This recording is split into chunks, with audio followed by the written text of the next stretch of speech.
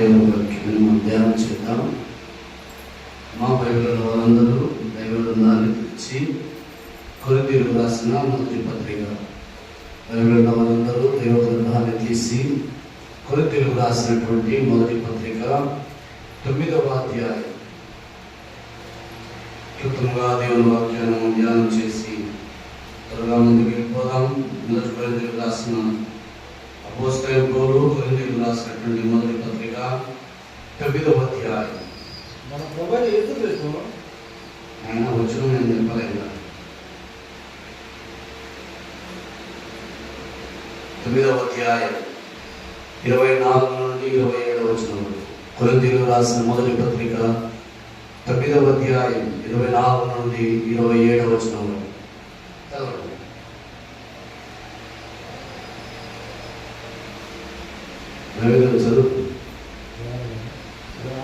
మొదటి కొరింథీయులకు రాసిన పత్రిక 9వ అధ్యాయము 24 నుండి 27 వచనం.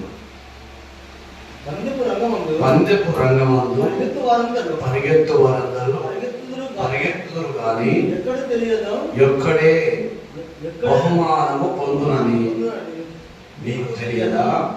అటువలే మీరు బహుమానము పొందినట్లుగా ఏం చేయండి?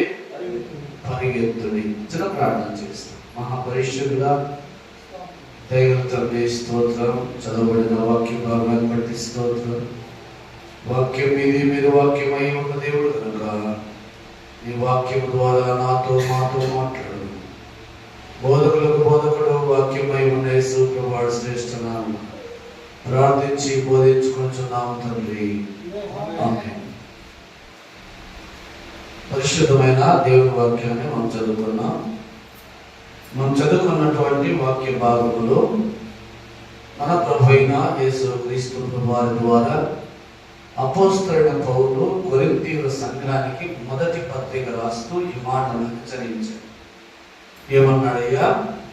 పందెపు రంగమందు పరిగెత్తు వారందరూ ఏం చేస్తారు? ఎవరు? పందెపు రంగమందు పరిగెత్తు వారందరూ పరిగెత్తుదురు కానీ బహుమానం ఎంతమందికి వస్తుంది?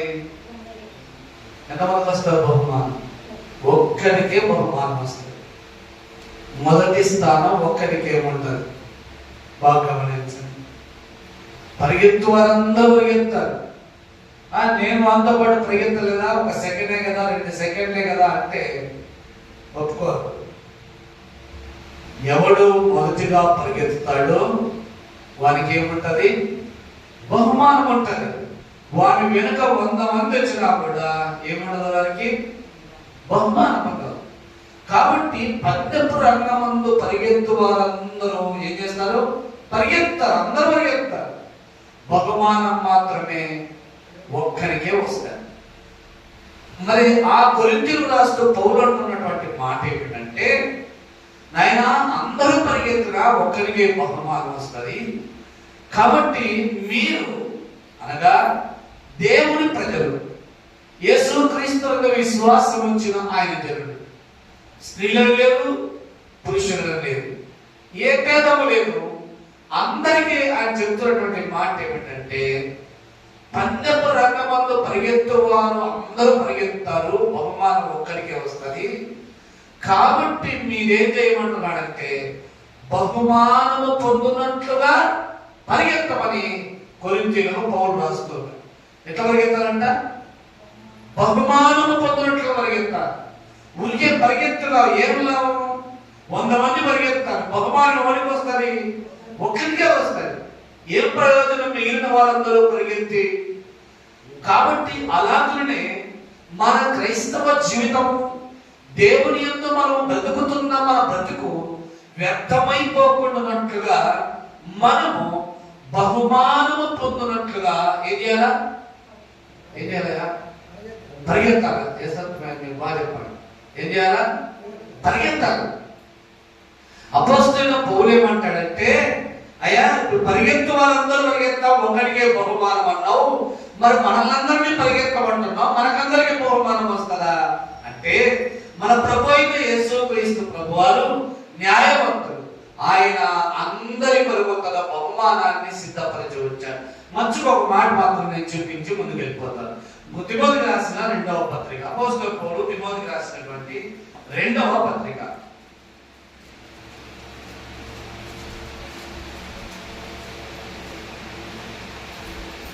2వ పత్రిక. అపోస్తలుడైన పౌలు తన పోరాటాన్ని, తన పరుగు పందాన్ని గురించి చెప్తూ ఒక మాట అంటాడు. తిమోతికి రాసిన 2వ పత్రిక 4వ అధ్యాయం 8వ వచనం, ఇక మీదట నా కొరకు నీతి కిరీటం ఉంచబడి ఉన్నది. ఆ దినమందు నీతి గల న్యాయాధిపతి అయిన ప్రభు అది నాకు మాత్రమే కాకుండా తన ప్రత్యక్షతను అపేక్షించు వారందరికీ ఎవరు అనుగ్రహిస్తాడయ్యా? తన ప్రత్యక్షతను అపేక్షించు అనగా ఆశతో ఎదురుచూచు, ఆశతో కనిపెట్టుకొని ఉండు. ప్రభు యొక్క సహాయం కొరకై, ఆయన కృప కొరకై కనిపెట్టుకొని వారందరికీ కూడా ఏమిస్తాడంట? నీతి కిరీటం అనే బహుమతి ప్రతి ఒక్కరికి ఉంది. ఎంతమందికి ఉందంట? అది సేవకులకు ఒక్కరికే లేదు, పురుషులకు ఒక్కరికే లేదు, స్త్రీలకు ఒక్కరికే లేదు. ఆ దినమున నీతి గల న్యాయాధిపతి తన ప్రత్యక్షత కొరకు అపేక్షించు వారి ప్రతి వారికి ఇచ్చుటకు ఆయన సిద్ధంగా ఉన్నాడు.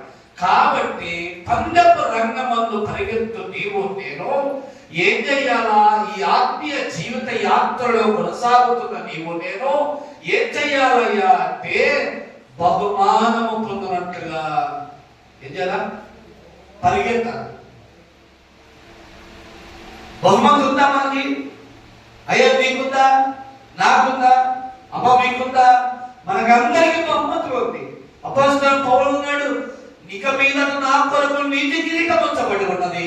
అది నాకు మాత్రమే కాదు, నాకు మాత్రమే కాకుండా తన ప్రత్యక్షతను అపేక్షించు ప్రతి వానికి ఇచ్చటకు ఆయన సిద్ధంగా ఉన్నాడు. మరి ఆయన నీ ముందుంచినటువంటి పందెపు రంగమందు పరిగెత్తే ఓపిక, సామర్థ్యము నీకుందా?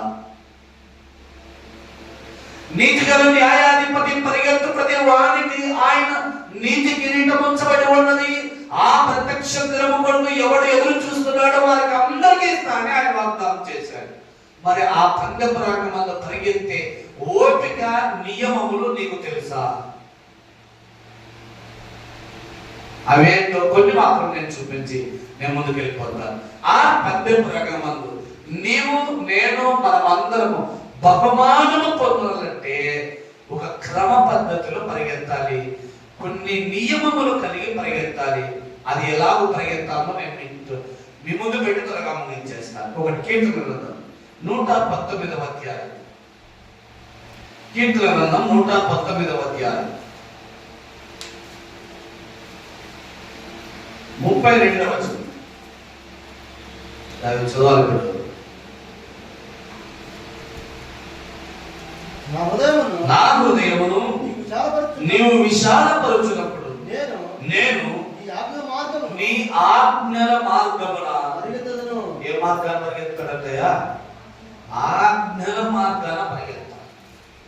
పందెపు రంగమందు నీవు బహుమతి పొందాలంటే, ఈ ఆత్మీయ పోరాట రంగమందు, ఈ విశ్వాస యాత్రలో బహుమానము పొందినట్టుగా నీవు పరిగెత్తాలంటే ఎట్లా పరిగెత్తాలంట? దేవుని ఆజ్ఞను అనుసరించి పరిగెత్తాలి. ఇప్పుడు పరుగు పందెం ఉంది. పరుగు పందెం ఉన్నప్పుడు మీరు చూసారా టీవీలో అవతల ఒక లైన్, యువతల ఒక లైన్ ఉండాలి. మధ్యలో మాత్రమే వాడు పరిగెత్తాలి. ఎడమవైపు ఉన్న లైన్ దాటడానికి వీల్లేదు, మనకి కుడి వైపు ఉన్న లైన్ దాటడానికి కూడా వీల్లేదు. ఈ రెండింటిలో ఏది దాటినా కూడా వాడు ఆధారపడు. ఆరాధులనే క్రైస్తవ జీవితము జీవించుతున్న నీవు నేను దేవుని ఆజ్ఞల ప్రకారం, ఏ ప్రకారము? ఆజ్ఞల ప్రకారం పరిగెత్తాలయ్యా. ఈ ఆజ్ఞల ప్రకారం పరిగెత్తినప్పుడే నీకు, నాకు ప్రభువు ఇచ్చిన నీతి కిరీటం అనే బహుమానములకు నీవు, నేను మనం యోగ్యమవుతాం. ఈ ఆజ్ఞానుసారమైన జీవితంలో నీవు నడవకపోతే, ఈ ఆజ్ఞానుసారమైన పరుగు పందెములో నీవు పరిగెత్తకపోతే, నీవు ఈ ఆజ్ఞానుసారమైన పరుగు పందెం నుండి కుడికి గాని ఎడమకు గాని తొలగిపోతే నీవు అనర్హుడవు, నీవు పనికిరావు, నీవు బహుమానమునకు యోగ్యుడవు కానే కావు. కాబట్టి పరిగెత్తువాడు ఎట్లా పరిగెత్తాలయ్యా? ఆజ్ఞలను అనుసరించి పరిగెత్తాలి. కాబట్టి ఆ ఆజ్ఞలు ఏమిటనగా ఇశ్రాయేలీయులకు ధర్మశాస్త్రం ఇవ్వబడింది, మనకైతే పరిశుద్ధమైన దేవుని వాక్యం ఇవ్వబడింది. కాబట్టి నీ నా పోరాటము, నీ నా పందెపు రంగమందు పరిగెత్తు నీవు నేను దేవుని వాక్యానుసారముగా ఏం చేయాలి? పరిగెత్తాలి. దేవుని వాక్యానుసారంగా పరిగెత్తాలి. దేవుని వాక్యానుసారంగా పరిగెత్తకుండా నా కొరకు బహుమానం ఉన్నదని నీవు ఎంచుకోనకూడదు. నీవు అనర్హుడవుతావు. ఒక దినమున నీవు తృణీకరించబడతావు, ఒక దినమున నువ్వు వెలివేయబడతావు. ఒక కుంపట ప్రభువైన యేసుక్రీస్తు వారి యొద్దకు పరలోకపు సన్నిధికి వెళ్ళినప్పుడు ఆయనతో కూడా వెళ్ళారండి. వెళ్ళి వాళ్ళందరూ ఇలాగంటున్నారు, అయ్యా నీ నామమున మేము దయ్యములను వెళ్ళగొట్టలేదా? నీ నామమున మేము అద్భుతములను చేయలేదా? నీ నామమున సూచక్రియలు మేము జరిగించలేదా? ఇదిగో మేము రాకముందే తలుపు వేసుకున్నావు, అయ్యా అయ్యా తలుపు తీ అంటే ఆయన బయటకు వచ్చి అన్నడంతా, అక్రమము చేయువారు గారా నా యొద్ద నుండి పొండి. ఏం చేయవారంట? అక్రమం అంటే ఏంటి?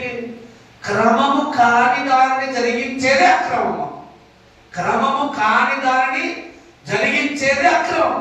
కాబట్టి దేవుని ఆజ్ఞానుసారము, దేవుని మాట ప్రకారము నీవు నీ పందెపు రంగమందు పరిగెత్తాలి. కానీ ఈ మాట నుండి తొలగిపోయి, వాక్యము నుండి వెలడిపోయి నీవు పందెపు రంగమందు నాకు బహుమతి ఉందని నీవు అనుకుంటున్నాయేమో. జాగ్రత్త. నీవు పరిగెత్తేటప్పుడు ఆజ్ఞను అనుసరించి పరిగెత్తాలి, దేవుని వాక్యాలను అనుసరించి పరిగెత్తాలి. అర్థమైందా? రెండవ మాట.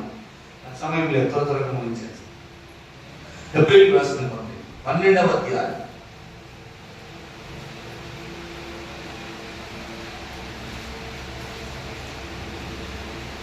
హెబ్రీయులకు రాసిన పత్రిక 12వ అధ్యాయం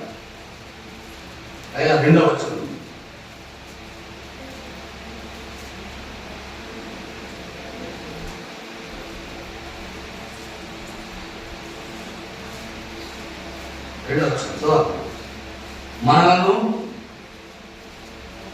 మనము కూడా పేజ్ నంబర్ 208 కొత్త నిబంధనలో మనము కూడా ప్రతి భారమును సులువుగా చిక్కులు పెట్టు ప్రతి పాపమును విడిచిపెట్టి విశ్వాసమునకు కర్తయు దానిని కొనసాగించువాడునైన యేసు వైపు చూచుచు మన ఎదుట ఉంచబడిన పందెములో ఓపికతో పరిగెత్తాలంట. ఎట్లా పరిగెత్తాలయ్యా? ఓపికతో పరిగెత్తాలా. ఓపికతో పరిగెత్తకపోతే పందెంలో బహుమానము లేదు. ఆ ఓపికతో నీవు పరిగెత్తి బహుమానము పొందినంతగా నీవు పరిగెత్తాలంటే ప్రతి దినము నీవు దాన్ని అనుసరించి నడుచుకుంటూ దాన్ని ప్రాక్టీస్ చేస్తూ దాన్ని అనుభవిస్తూ నీవు పందెపు రంగమందు పోరాడాలి తప్ప నీవు ఓపిక లేకుండా పందెపు రంగమందు పరిగెత్తలేవు. కాబట్టి బహుమానము పొందినట్లుగా మన ప్రభు కొరింథీయులకు రాస్తూ పౌలు చెప్పినట్టుగా, ఇదిగో పందెపు రంగమందు పోరాడు ప్రతి వాడు బహుమానము పొందినట్టుగా ఏం చేయాలయ్యా? ఈ పందెపు రంగమందు ఓపికతో పరిగెత్తాలి. ఎట్లా పరిగెత్తాలా? ఓపికతో పరిగెత్తాలి. ఓపిక లేకపోతే పరిగెత్తలేవు. ఓర్చుకోలేకపోతే నీవు నీ మార్గంలో నీవు నడవలేవు. నీవు ఓర్పు లేకపోతే నీ జీవితాన్ని కొనసాగించలేవు. మనం అనేకసార్లు అంటూ ఉంటావు, ఏమరా నీకు ఇంత ఓర్పు లేదు, ఏమరా నీకు ఇంత ఓర్పు లేకుండా ఉన్నావు అని మనం అంటూ ఉంటారు. కాబట్టి పందెపు రంగమందు బహుమానము పొందగోరువాడు పందెపు రంగమందు ఎట్లా పరిగెత్తాలా? ఓపికతో పరిగెత్తాలా. ఎన్నో శోధనలు వస్తాయి, ఎన్నో ఇబ్బందులు వస్తాయి, ఎన్నో రకాలైనటువంటి శ్రమలు వస్తాయి. ఇటువంటి కాలమందు మనం ఏం చేయాలా? ఓపికతో పందెపు రంగమందు పరిగెత్తాలి. ఓపిక లేకపోతే పరిగెత్తావా? పరిగెత్తాలి. కాబట్టి పందెపు రంగమందు పరిగెత్తువాడు ఓపికతో పరిగెత్తాలి. మూడవది ఫిలిప్పీయులకు రాసిన పత్రిక 3వ అధ్యాయం.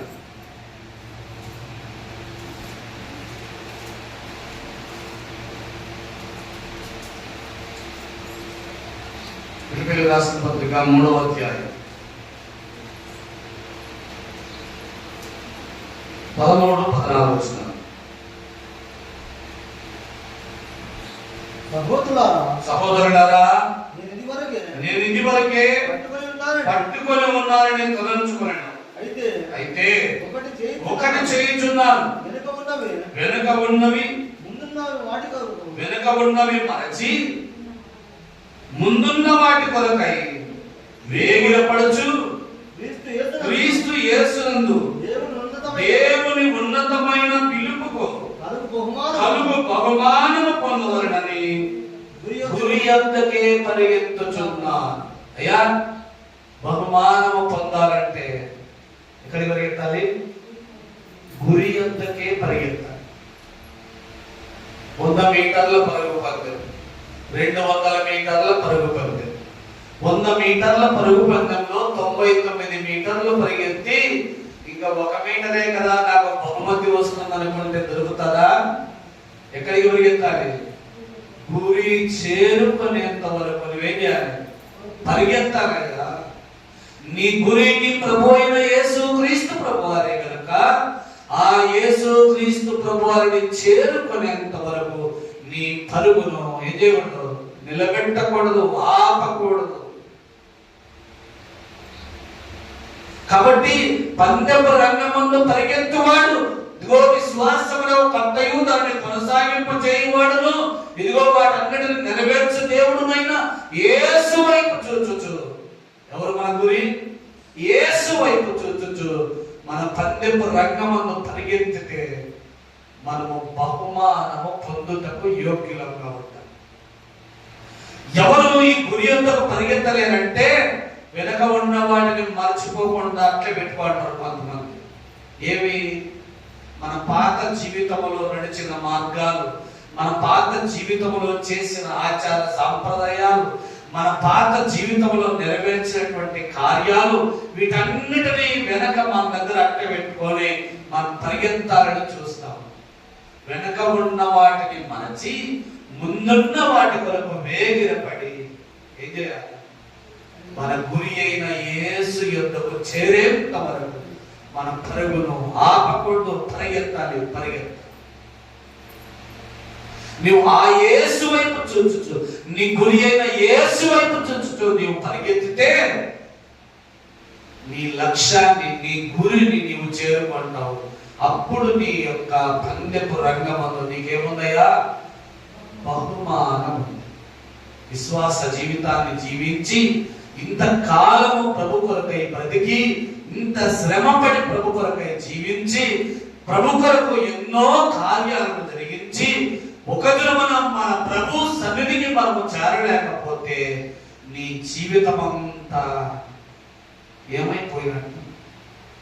ఎంత ఇచ్చావన్నది కాదు, ఎంత చేసావన్నది కాదు, అయ్యా ఎన్ని ఆదివారాలు ప్రభుత్వం కూడా ఉన్నావన్నది కాదు, ఎన్ని మందిరాలు మార్చావు అన్నది కాదు, కానీ నీ పందెపు రంగమందు నీ గురి ఎవరు? ఆ గురి యొద్దకు చేరేంత వరకు నువ్వేం చేయాలి? పరిగెత్తుతూనే ఉండాలి. అది మన గురి. గురి వైపు చూచు, మన గురి అయిన యేసు ప్రభువారి వైపు చూచు మన పందెపు రంగమందు ఏం చేయాలా? పరిగెత్తాలి. అదే మన గురి. ఆ గురి చేరే వరకు పరిగెత్తాలి. 4వది నేను ముగించేస్తాను. 4వది యెషయా గ్రంథం 40వ అధ్యాయం యెషయా గ్రంథం 40వ అధ్యాయం.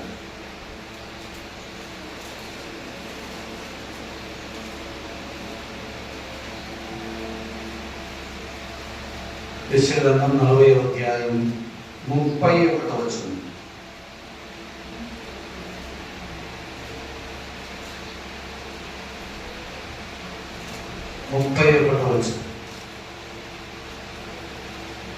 యెషయా గ్రంథం 40వ అధ్యాయం 31వ వచనం. పాత నిబంధనలో పేజీ నంబర్ 601.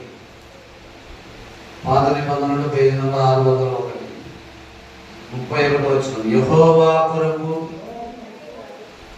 చదవండి. యెహోవా కొరకు ఎదురు చూచువారు నూతన బలము పొందుదురు. వారు పక్షిరాజుల వలె రెక్కలు చాపి పైకి ఎగురుదురు.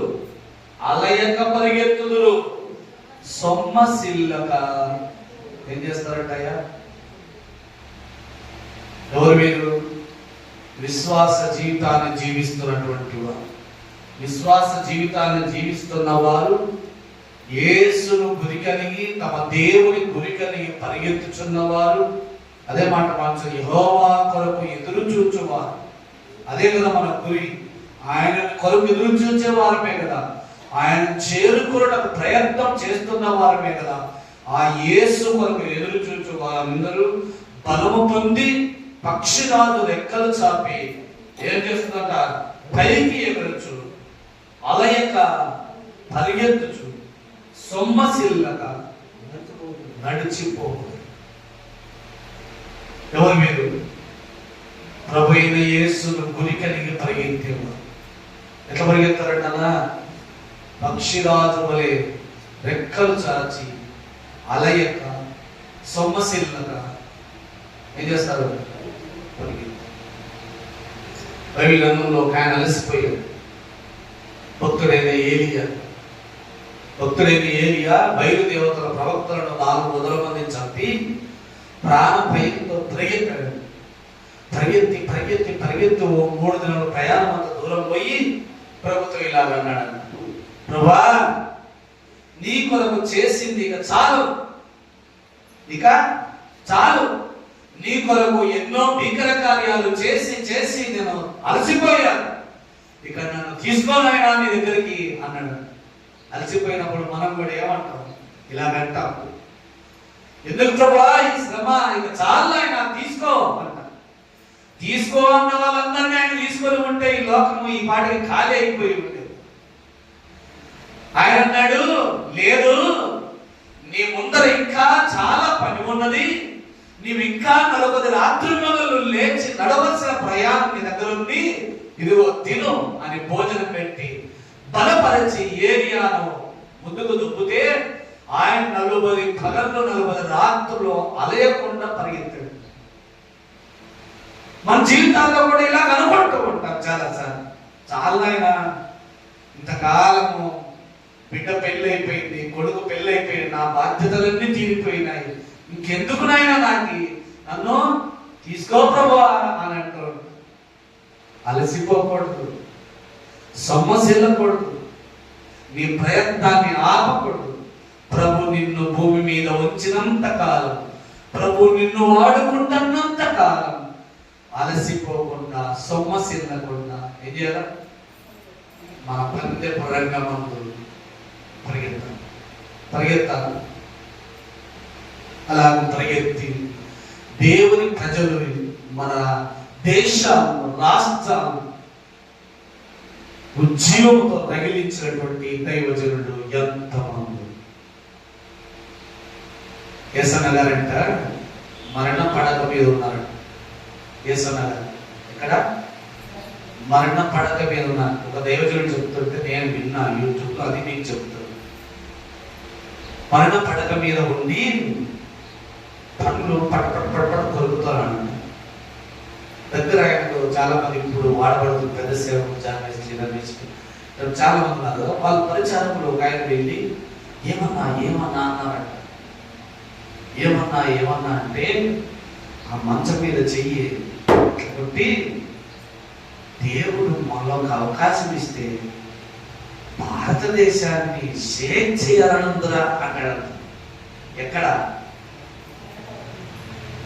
రేపు మన్నాడు చనిపోతాడు ఆయన. అటువంటి పరిస్థితుల్లో మంచం ఇట్లా కొట్టి ఏమంటాడంట, దేవుడు మళ్ళీ నాకు అవకాశం ఇస్తే ఏం చేయాలి? నా దేశాన్ని అల్లాడించాలి, షేర్ చేయాలనుకుందా అన్నాడు. ఎంత అలసిపోయాడా, సమసిల్లిపోయాడా? ప్రభా ఎందుకునైనా నాకు ఇంకా తీసుకో అన్నాడా? ఏమంటాడంట, నాకు దేవుడు అవకాశం ఇస్తే, మరొకసారి అవకాశం ఇస్తే ఏం చేస్తా? దేశాన్ని షేర్ చేస్తా, అల్లాడియాలనుకుందా అన్నాడంట. ఎంత పరిగెత్త, ఎంత పోరాటం! మన జీవితంలో ఏముండకూడదయ్యా? మన పందెపు రంగము బహుమానము పొందాలంటే ఏం చేయకూడదు? అలసిపోకూడదు, సొమ్మసిపోకూడదు. అయ్యో నాకు సాలైపోయిందయ్యా, నేను పోరాడలేదు నాయనా. ఇలా చెప్పుకుంటూ పోతే దైవజనులు ఎందరో ఇలాంటి ఉన్నారు, వారందరినీ చెప్పించాలి. కాబట్టి పందెపు రంగమందు బహుమానం పొందగోరువాడు ఎట్లా పరిగెత్తాలయ్యా? అలయక సొమ్మసిల్లగా పరిగెత్తాలి. ప్రభు పని కొరకై వేగిరపడాలి, ప్రార్థనకై, సహవాసమునకై, వాక్యం చదవడానికై, సువార్త సేవకై మన వల్ల అయినంత మటుకు ఏం చేయాలి? దేవుడు మనకు అవకాశం కల్పించిన కొలది పరిగెత్తునే ఉండాలి, పరిగెత్తునే ఉండాలి. కాబట్టి దేవుని ప్రజలు, అయ్యా అమ్మా, నీ పందెపు రంగమందు నీవు బహుమానం పొందాలంటే ఏం చేయాలా? అలయక సొమ్మశీలగా పరిగెత్తాలి. ఆఖరుగా మన జీవితాంతమందు మనం ఇలా చెప్పగలగా, ఇప్పుడు తిమోతికి రాసిన పౌలు ఉన్నాడు కదా, అదే మాట మన జీవితాంతమందు మనం కూడా ఇలా చెప్పగలగాలి. చదవట్లేదు ఒక మాట నేను చూపించి నేను ముగించేస్తాను. తిమోతికి రాసిన 2వ పత్రిక, అపోస్తలుడైన పౌలు తిమోతికి రాసిన 2వ పత్రిక. ఆ మాట ప్రతి వ్యక్తి తన జీవితంలో ధైర్యంగా చెప్పగలగాలి.